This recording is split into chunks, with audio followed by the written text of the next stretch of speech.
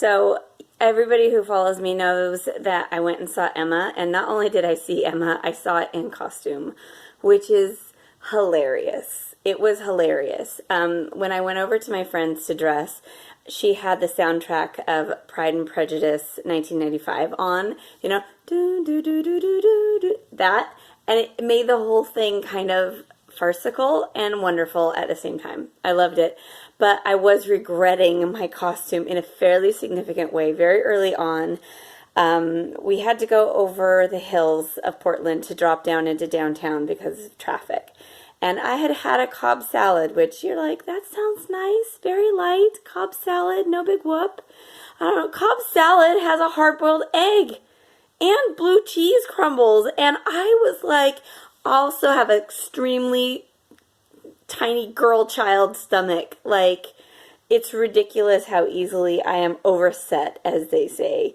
And I was coming over there going, mistakes were made. Mistakes were definitely made. I was like imagining myself in the bathroom, undoing my corset. I was like already going through the order of operations. Happily, as soon as we got onto flat level ground and we're driving in a straight line, things settled down. So we went to the movie, and it was great. In fact, if you're a fan of Emma, I highly recommend seeing it. I'm not the biggest fan of Emma as a story. It's probably number 5 of the 6 Jane Austen books for me. Northanger Abbey is probably number 6, just because I don't feel as emotionally gripped as I could. So there you go. I guess I have a ranking, and I guess Emma's near the bottom. Not because it's bad. It's really good, but she is very bratty for a long time. One kind of wants to kick her in the rump. I thought the casting was really very good. I won't say that Johnny Flynn, the man who plays Knightley, was very emotive on his face, but that's okay. He's a very good-looking person. So there's that. So what about it did I like so much? As a writer, I felt like it did some things very smartly. I wasn't looking forward to seeing another Jane Austen adaptation. In fact, the Romola What's-Her-Bucket one is probably my favorite Emma adaptation. And it's ground I don't need to go over again, but they managed to find some new things. For instance, we were taken to Robert Martin's farm, so we got to really see the contrast between what Robert Martin's farm would be like and Highbury, the house that Emma lives in. It's a huge contrast, and you really kind of get a sense that Emma notices this greatly. Other things, like at one point, the village street is just full of like 50 chairs piled on each other. And that felt like a very, yeah, of course you'd be walking down a village street and this would be happening out in the middle of everywhere. It felt like the village was really living.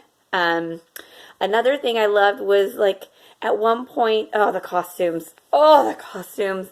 I need to talk to you about the trauma of watching Little Women, which I actually really loved. I loved Little Women, but the costumes were rage-making. I'm sorry, excuse me, there were not beachy waves in the Civil War era. Thank you very much. Anyway, sorry, feelings. But this one was so good. I mean, I swear to you, at one point, I swear Harriet Smith had a little dribble of something on her frock, and I'm like, that is very on brand. That is very on brand. All of the clothes illustrated class and personality and mental state, really, really well. And I know some of them were taken from existent garments in the V&A Museum. And anyway, it just was wonderful. One of the coolest things, and I've seen it in a trailer, so I'm not spoiling anything, was watching, I think she was having a pelisse fitted, and you could see the stitching lines going up the collar as it was sort of being fitted on her. And I just felt like we saw more servants. We saw more of what the servants did. We saw more of sort of the real life as it's really being lived. And I loved that part. Also, last, I'll say, because I don't really want to spoil anything, I felt like it was a really respectful adaptation for the character of Harriet Smith. Poor Harriet Smith is always sort of like, you know, the poor man's Emma, and she's always like just not given a lot of sense and credit. And in this, I felt like she was who she was, but you could see why she loved the life that she had and why she loved the life she was going to have. And I love the timing of how the ending is, there's some really cool surprises I think you will be surprised at and really enjoy. But they switched a little bit of the timing of when things happen. And I felt that the switch was more respectful for Harriet Smith and really respectful for the relationship that Emma has and has developed with Harriet Smith.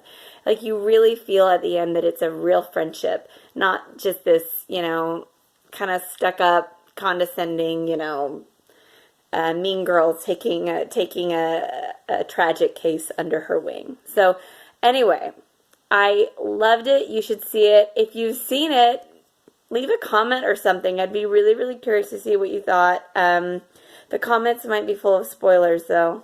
I don't know. Maybe put a big all caps spoiler right up in front of your comment, because I have things to say. Anyway, it was fantastic. Go see it.